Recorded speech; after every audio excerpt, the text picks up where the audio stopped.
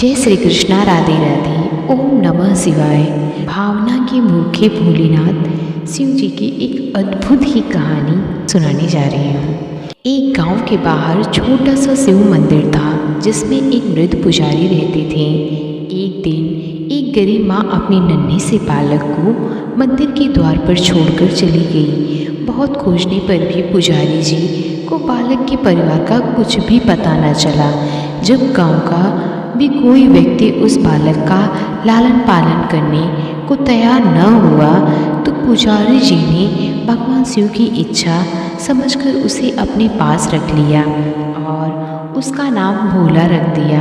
गांव के श्रद्धालु भक्तों से जो कुछ प्राप्त होता उसी से भगवान शिव का और पुजारी जी का बालक भोला का किसी तरह गुजारा चलता। यदि किसी दिन कम भी पड़ता तो पुजारी जी बालक और भगवान को भोग लगाकर स्वयं गंगा जल पीकर रह जाते। धीरे धीरे भोला बड़ा होने लगा और जब वो पुजारी जी के कामों में हाथ बटाने लगा, वृद्ध पुजारी जी के थके हारे हाथों को कुछ आराम मिलने लगा। इसलिए उन्होंने भोला को मंदिर की सफाई, भगवान शिव की पूजा, उनको भोग लगाने और उनकी आरती करने की विधि अच्छी प्रकार समझा दी। अब वे स्वयं भगवान शिव के नाम जप और संकीर्तन में समय व्यतीत करने लगे। एक दिन भगवान शिव के मंगलकारी नाम शिव शिव शिव शिव का जप करते हुए ही उनके प्राण छूट गए। अब बालक भोला का इस संसार में भगवान शिव के सिवा और कोई सहारा न रहा। उसने पुजारी जी की ये 3 बातें कभी नहीं भूली। पहली, भगवान भोलेनाथ शिव शंकर को ताजी गर्म रसोई का ही भोग लगाना। दूसरा, भगवान को भोग लगाए बिना स्वयं कुछ भी नहीं खाना। तीसरा, भगवान शिव पर विश्वास रखकर कभी भी किसी भी वस्तु का संग्रह न करना, बासी भोजन का भी नहीं। यदि कोई भक्त पहले से बना भोजन या मिठाई मंदिर में दे जाता है तो बालक भोला उसे गरीबों में बांट देता। वह ताजी रसोई बनाकर ही भगवान को भोग लगाता। उसके बाद ही स्वयं प्रसाद ग्रहण करता और यदि बचता तो उसे बांट देता। यदि रसोई बनाने को सामग्री न होती तो भोले बाबा और भोला भगत दोनों गंगा जल पीकर ही रह जाते। एक बार बरसात का मौसम आया और 3-4 दिन तक मूसलाधार वर्षा होने से मंदिर में एक भी भक्त नहीं जागा। भोला अपने भोले बाबा को गंगा जल का ही भोग लगाता और उसे ही पीकर रह जाता। भोले बाबा बालक की भक्ति और सहन शक्ति की परीक्षा लेते रहे, किंतु आखिर में अपने भक्त बालक को भूख से तड़पते देख उनसे रहा न गया। वे सेठ के नौकर का रूप धरकर हाथ में भोजन सामग्री की पोटली लेकर वर्षा में भीगते हुए मंदिर के द्वार पर आ पहुँचे। उन्होंने आवाज़ लगाकर भोला को बुलाया और उसके हाथ में पोटली देते हुए बोले, सेठ जी ने ये कच्चा राशन भेजा है, इससे रसोई बनाओ, भोग लगाओ और स्वयं भी प्रसाद खाओ। मैं कल फिर जाऊंगा। भोला भगत ने आशीर्वाद देकर उसे विदा किया और सूखी पीली लकड़ियों के धुएं में गर्म रसोई बनाकर भोले बाबा को भोग लगाया। पूरे बरसात के मौसम में भोले बाबा नौकर के भेष में भोला भगत को सीधा देने आते रहे और स्वयं भी गर्मा गर्म रसोई का भोग पाते रहे। एक दिन भोला भगत ने सोचा कि सेठ जी को कच्चा राशन भेजते हुए 4 महीने हो चले, किंतु वे स्वयं कभी मंदिर में भोले बाबा का प्रसाद ग्रहण करने नहीं आए।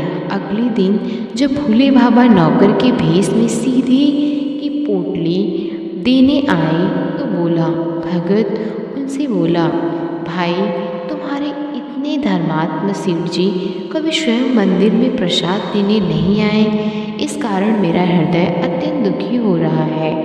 अपने सेठ जी से कहना कल वे भी मंदिर में प्रसाद ग्रहण करने अवश्य पधारे।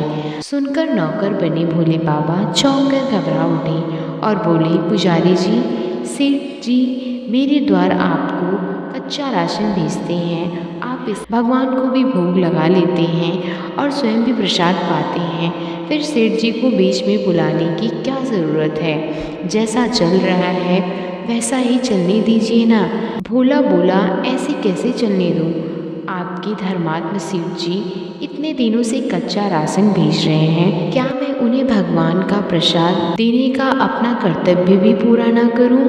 मैं किसी का उधार खाने वाला नहीं हूं। अपने सेठ जी से कह देना कि यदि कल भोले बाबा का प्रसाद ग्रहण करने न पधारे तो मैं उनका कच्चा राशन लेना बंद कर दूंगा। नौकर बने भोले बाबा तो अपने भोले भगत की अकड़ देखकर कांप उठे और यह सोचकर मन ही मन हंसे कि वाह, आज तो लेने वाला ही देने वाले पर ठौंस दिखा रहा है। लेकिन सरल हृदय भक्त के मनोभाव पर रेझकर वे बोले, ठीक है पुजारी जी, कल सेठ जी मंदिर में प्रसाद ग्रहण करने जरूर पधारेंगे। दूसरे दिन बड़े सवेरे ही भोले बाबा नौकर के भेष में दूध और बहुत सारी भोजन सामग्री लेकर मंदिर पहुंच गए। भोला चौंकते हुए बोला, इतना सारा सीधा किस ले आए? नौकर बने भोले बाबा बोले, पुजारी जी भूल गए क्या, आज आपने सेठ जी को प्रसाद के लिए बुलाया है, इसलिए आप शक्कर रसोई बनाइए और भोले बाबा को भोग लगाइए। हाँ, यह तो बता दीजिए कि सेठ जी किस समय पधारेंगे। भोला ने प्रसन्न होकर उन्हें सेठ जी के आने का समय बता दिया। अब भोला भगत की इच्छा पूर्ण करने के लिए भोले बाबा कैलाश पर सेठ का रूप धारण करने लगे। इधर अपने स्वामी को एक प्यारे भक्त के यहाँ जाने का समाचार सुनकर ममतामयी अन्नपूर्णा माँ पार्वती भी भला कैसे पीछे रहती। वे भी पति की आज्ञा लेकर सेठानी का रूप धारण करने में जुट गई।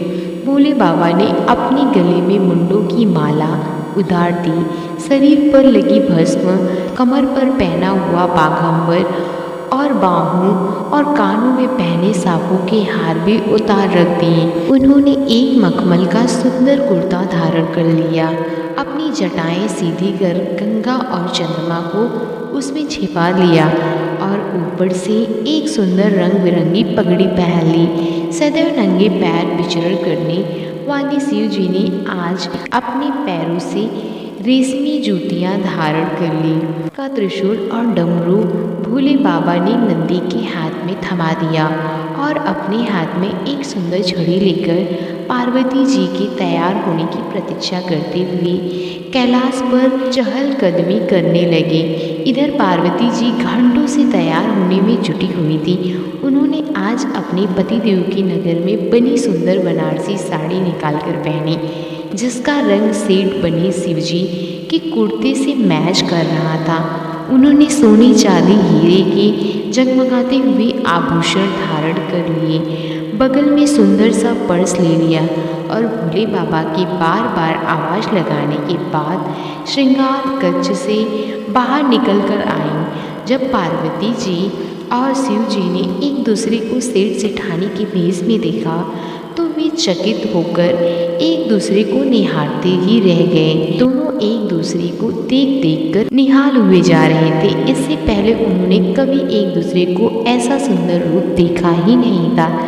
जब भगवान गौरी शंकर सेठानी सेठ का रूप धरकर कैलाश से अपने भक्त के यहाँ दावत खाने चले गए तो गणेश, कार्तिकेय, नंदी, ऋषि मुनि, देवता देवताएं भी उन्हें देखकर ठगे से रह गए। सेठ बने शिवजी अपने हाथ में ली हुई छड़ी को अदा से घुमाते हुए पृथ्वी पर टेकते हुए चल रहे थे और उनके पीछे पीछे बगल में पर्स लिए अपनी जूती से टक टक और पायलों से छन छन की मधुर ध्वनि करती हुई माँ पार्वती सेठानी बनी हुई चल रही थी। इधर भोला भगत आज सुबह से ही सेठ जी के स्वागत में भांति भांति के पकवान बनाने में जुटा हुआ था। अपने भोले बाबा का भोग तो वह चलते फिरते बना लेता था, किंतु आज उसे कई महीनों से भगवान का भोग लगाने के लिए कच्चा राशन भेजने वाले सेठ जी को भगवत प्रसाद देना था। अतः आज उसने अपनी सारी पाक कला झोंक डाली थी। उसने सेठ जी द्वारा भेजे हुए चावल धोकर खीर बनाई उसे धीमी आंच पर पकाकर गाढ़ा किया और उसमें सेठ जी के द्वारा भेजे हुए पिस्ते, बादाम, केसर, चिलगोजे, किशमिश डाले। मिर्च और अदरक को कूटकर उसे बाजरा, बेसन और गेहूं के आटे में भर भर कर मोटे मोटे मिस्से टिक्कड़ बनाए। रसोई बनाकर भोला भगत पुनः स्नान करने चला गया ताकि स्वच्छ वस्त्र पहनकर भोले बाबा को भोग लगा सके और सेठ जी को उनका प्रसाद दे सके। जब भोला भगत स्नान करके लौटा तो देखा सेठ जी प्रसाद ग्रहण करने के लिए स्वयं तो आए ही हैं, संग में अपनी सेठानी जी को भी ले आए हैं। भोला ने झट दोनों से राम राम की, उन्हें आसन देकर बैठाया और बोला, मैं अभी भगवान को भोग लगाकर आता हूँ, फिर आपको प्रसाद परोसूंगा। भावना की भूखी भोले बाबा से भूख सहन नहीं हो पा रही थी, इसलिए वे बोले, पुजारी जी भगवान को जल्दी से भोग लगाइए, मुझसे भूख सहन नहीं होती। भोला भगत बोला, सेठ जी भूख तो मुझे भी बड़ी जोर से लग रही है, किंतु मैं अपनी भूख के कारण भगवान को भोग लगाना नहीं भूलता। यदि दुनिया के सारे लोग इसी तरह अपनी भूख के लिए भगवान का भोग लगाना भूल जाएं, तो भगवान तो भूखे मर जाएंगे। सेठ जी बने भोले बाबा एक पत्तल उठाते हुए बोले, पुजारी जी आप भोग लगाइए, इधर मैं पत्तल परोस देता हूँ, उससे भूख सहन नहीं हो पा रही है। भोला भगत सेठ जी बने भोले बाबा को डांटते हुए बोला, सेठ जी भगवान के काम में न तो जल्दीबाजी चलती है और न ही कंजूसी। मैं जब तक भगवान का भोग नहीं लगा लेता, आप रसोई के पास भी नहीं भटक सकते। चुपचाप इधर बैठ जाइए और ओम नमः शिवाय जपती रहिए। मैं अभी आता हूँ और आपको पेट भर भोजन कराता हूँ। सेठ बने शिवजी डांट खाकर चुपचाप अपने आसन पर जा बैठे। सेठानी बनी पार्वती उनकी यह दशा देख बड़ी मुश्किल से अपनी हंसी रोक पाई, लेकिन जैसे ही भोला भगत पत्तल में सामग्री लेकर भगवान को भोग लगाने मंदिर में गया, शिवजी पार्वती को मौन रहने का संकेत करते हुए चुपके चुपके पैर रखते हुए रसोई में पहुंच गए और उन्होंने एक एक व्यंजन उठाकर चखना शुरू कर दिया। भोले बाबा तो प्रसाद को चखते ही भौचक्के रह गए। खीर में चीनी की जगह नमक भरा हुआ था और सब्जियों में चीनी भरी हुई थी। जैसे ही भोले बाबा ने रोटी का एक टुकड़ा तोड़कर मुंह में लिया, वे सीसी करने लगे, क्योंकि रोटी में मिर्च ही मिर्च भरी थी। वे सीसी करते हुए उल्टे पैर भाग आए और अपने आसन पर जा बैठे। माँ पार्वती अपने स्वामी की यह हालत देखकर खिलखिलाकर हंस पड़ी। इससे पहले कि भोले बाबा पार्वती जी के सामने कुछ सफाई दे पाते, भोला भगत ओम नमः शिवाय मंत्र का जाप करते हुए आ पहुंचा। उसने भोग को रसोई में मिलाकर उसे पवित्र बना डाला और फिर सेठ जी के सामने पत्तल परोसकर हाथ जोड़कर बोला, सेठ जी अब आप जी भरकर प्रसाद खाइए। भोले बाबा तो अभी अभी भक्त की भक्ति से भी जोरदार उसके हाथ की बनी हुई रसोई चख चुके थे, अतः उसे ग्रहण करने की बात सुनकर उनके पसीने छूटने लगे। कभी वे भोला का तो कभी पार्वती का मुख देखने लगते। भोला को सेठ जी की ढील बर्दाश्त नहीं हुई और बोला, सेठ जी अब क्या हो गया आपको? अभी अभी तो इतनी उतावली मचा रहे थे, अब क्यों नहीं ग्रहण करते?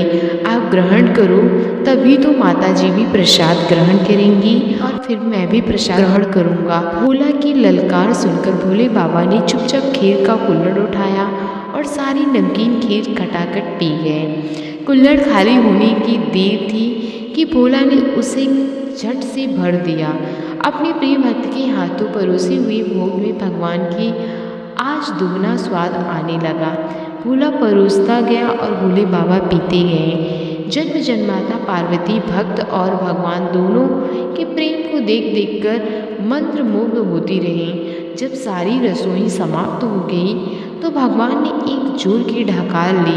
भोला को होश आया और बोला, वाह सेठ जी वाह, मैं ही बावला था जो इतनी थोड़ी सी रसोई बनाई। मुझे पता होता कि आपको प्रसाद ग्रहण करने का इतना शौक है तो और भी ज़्यादा रसोई बनाता। भोले बाबा अपने पेट पर हाथ फेरते हुए सेठानी बनी पार्वती जी की ओर मुस्कुराकर देखते हुए बोले, पुजारी जी, मैं इतना रोज कहाँ खाता हूँ, किंतु आज प्रसाद इतना स्वादिष्ट बना था कि अपने पर बस ही नहीं रहा और खाता ही चला गया। किंतु तभी भोला भक्त रुआसा होकर बोला, सेठ जी, वह तो आपने ठीक किया, लेकिन माता जी तो भूखी ही रह गईं। ममतामयी पार्वती माँ से भोला का रुआसा मुख देखा नहीं गया। उन्होंने बची हुई खीर की 4 बूंदें अपने कंठ में टपका ली।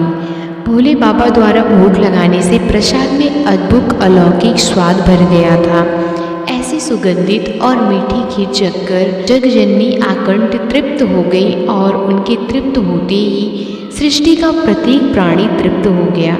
भोला भगत बोला, सेठ जी, आपने और माता जी ने प्रसाद ग्रहण कर लिया, इससे मुझे अत्यंत संतोष हुआ है। समझ लीजिए कि आप दोनों द्वारा प्रसाद ग्रहण करने से मेरा भी पेट भर गया। मेरी तो वैसे भी महीने में 4 एकादशी हो जाती है, किंतु मैं भी एक दाना ले ही लेता हूँ, जिससे कि भोले बाबा के प्रसाद का अनादर ना हो। यह कहकर जैसे ही भोला ने खीर के पात्र में लगा चावल का एक दाना उठाकर अपने कंठ में डाला, उसकी जन्म जन्मांतर की भूखी प्यास मिट गई और समस्त वासनाओं और इच्छाओं की तृप्ति हो गई। उसके ज्ञान के नेत्र खुल गए और उसने देखा कि उसके सम्मुख त्रिलोकीनाथ भगवान शंकर और जगजननी माता पार्वती आशीर्वाद की मुद्रा में मुस्कुराते हुए खड़े हैं। भोला दौड़कर उनके चरणों में लौट गया और उन्हीं में समा गया। हर हर महादेव। तो दोस्तों, उम्मीद करती हूँ आपको ये वीडियो अच्छा लगा होगा, तो कृपया कर लाइक करें, कमेंट करें, वीडियो को शेयर करें और नए हैं तो चैनल सब्सक्राइब करें।